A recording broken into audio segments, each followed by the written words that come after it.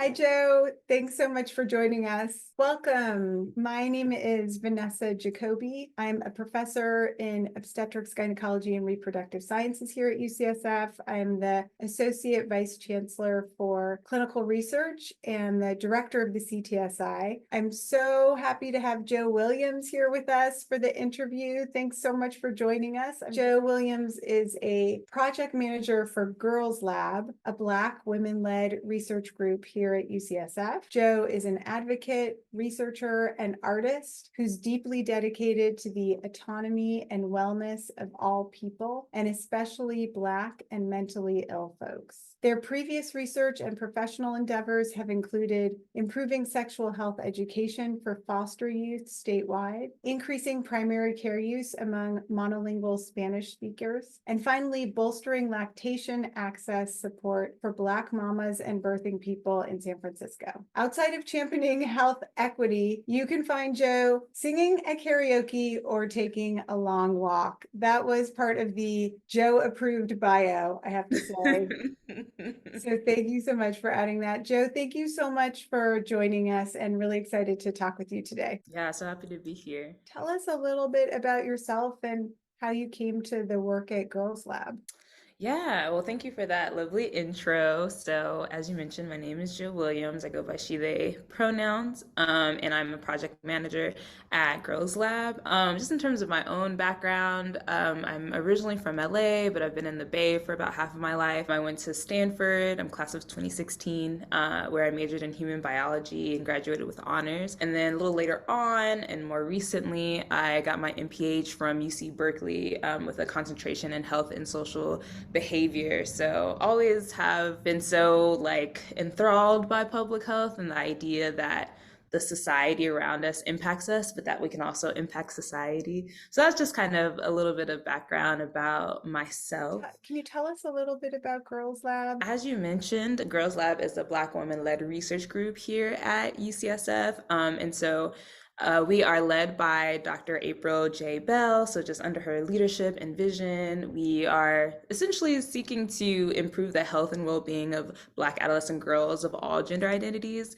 And we're very committed to, practicing and conducting innovative research in partnership with the community, in partnership with Black girls, and ultimately uncovering opportunities for policy and systemic change.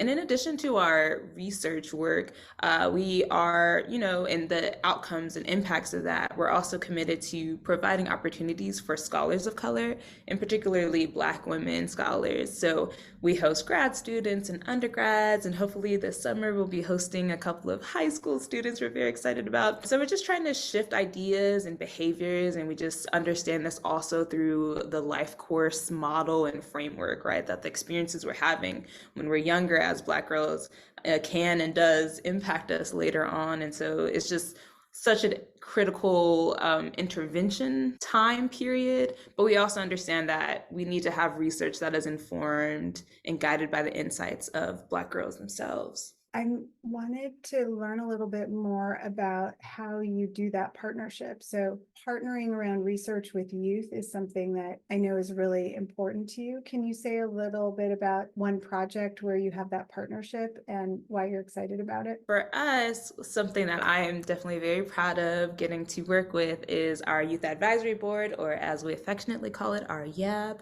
And so we actually meet twice monthly with 8 adolescent Black girls from across the Bay. So we have a few folks from San Francisco, Oakland, as well as Antioch.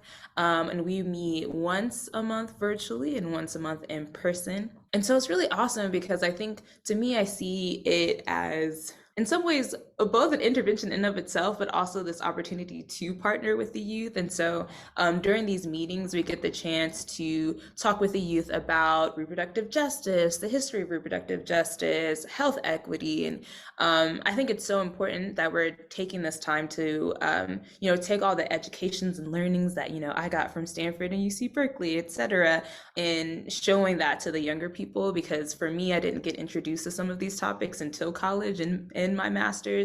And so that's, I think, really salient for me, that we're able to talk to them about, these concepts that are impacting them every day. But even more important than that, we get to talk to them about our research. So we'll come to them for different things. We have different asks from time to time. Like it might be, hey, we're working on this interview guide for Black girls about their experiences with sexual development, what their experiences have been. How do these questions sound to you all? What additional questions should we add? Like, what have we just completely missed that we should add? We also are working on like a survey and getting their feedback from them, where we brought the survey and the pre-existing survey to them and asked them questions around, well, how does this apply to the Black girl experience? Understanding that it's not a monolith, of course, but is this capturing your experience? Like, what is this not? What needs to be taken away? What needs to be added? So it's really collaborative. And I think what's really important too here is that we have this ongoing relationship with them. So it's not just this one-off thing. It's like we get to say, hey, what do you think about these interview questions? We get their feedback. Then we say, hey, did we capture this right? No? Okay. And I think they understand that whether it's through just a one-on-one conversation with one of us or through the feedback survey questions that we give them after each meeting, they have the opportunities to give us feedback. So it's really like a reciprocal kind of relationship. Yeah, I can see that must be a lot of positive reinforcement to them. They're seeing the impact that they're having and then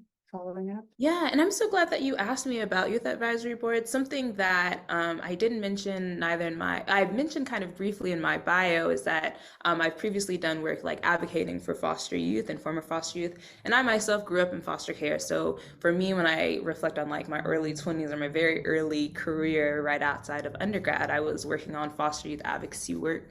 And I saw a lot of different things in that field, and sometimes it would feel kind of tokenizing, or it's like, I'm only here at this table because I'm just here to be kind of symbolic rather than like actually getting to see my real concerns that are informed by like all my different forms of expertise, like actually having an impact. And so I think for me, even, earlier you asked me like what drew me to this work. I think when I was able to meet with Dr. April Bell and just hear how she approaches the work, I was like, this is someone who understands the importance of like involving the community, like not just for opticals, right, but like for real impact.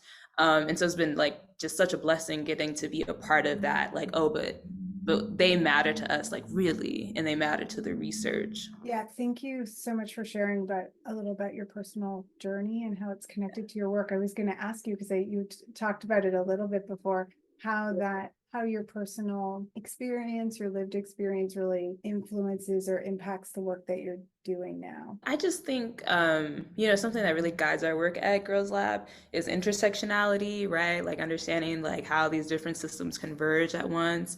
And for me, like in particular, like being like socialized as a Black girl and also having grown up in foster care, I think I've just had so many experiences of not being heard. But then I've also had the experiences of being at a place like Stanford or UC Berkeley and now UCSF, where I have access to all these resources. And so I've always been trying to figure out like, oh, with these new resources that I'm exposed to that I didn't have in childhood, like how can I expose even more people to it? Or like, how can I get more people here at the table? And I think youth advisory boards are one way to do that. And I'm glad that that's so central to our work at Girls Lab. Your work is, a lot of it's been focused and currently focused on health equity. And I'm wondering, what advice would you give to people who are interested in pursuing health equity research? I think honestly, this is more on like a philosophical level, but I think that's where it starts, right? I think that there's probably advice out there that like can help you think through like how to like exactly design this qualitative project or this quantitative project, or this, there's like advice out there that talks about, how do you do this kind of work, or how do you do this like form of research or this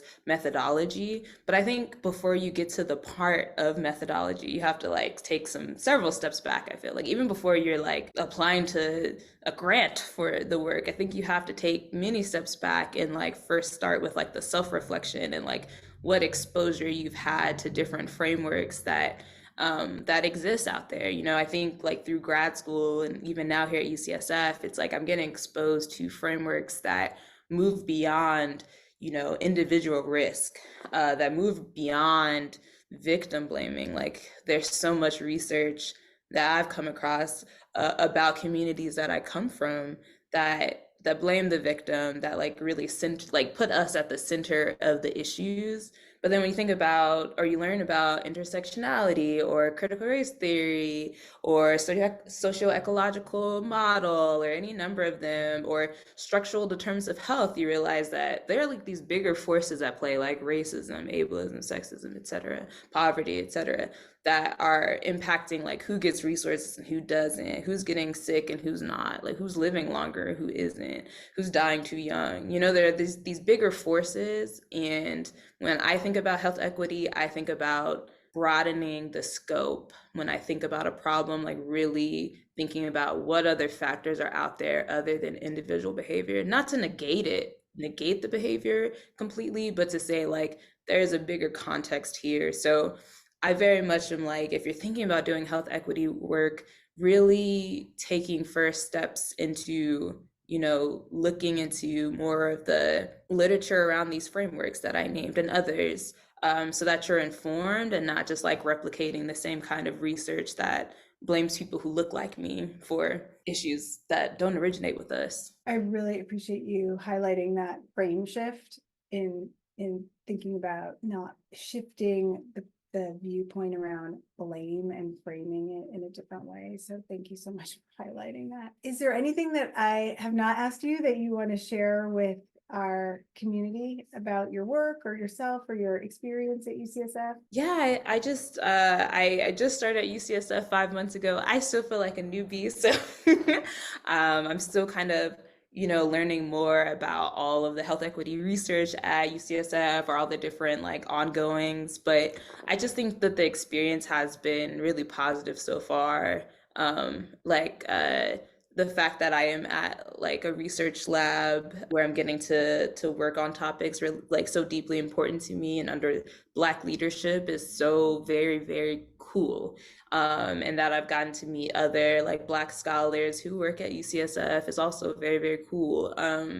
And I think just even in different meetings that we have across like my department, family and community medicine, like you hear people thinking about like, well, how can we add in an anti-racism lens to this? And like you really see people grappling with it, which is not to say that anything is perfect, but just to say that there does seem to be effort. And I think that that is like really, really beautiful. And I applaud that, and I encourage all the more of that because we need safe environments for Black scholars, you know, like we really do. When you look around at different stories from across the nation, you see people being like pushed out of like high positions or tenured positions and things where it becomes like it's unsafe for them to be there. And so from what I've seen so far, that there are like efforts to make that safety, like I applaud that, and I like, you know, urge for there to be more of it. Thank you so much for spending time with us. I really enjoy learning more about you and about your work, and I really appreciate your openness. And we're very lucky that you started at UCSF, and I can't wait to hear more about the work that Girls Lab is doing.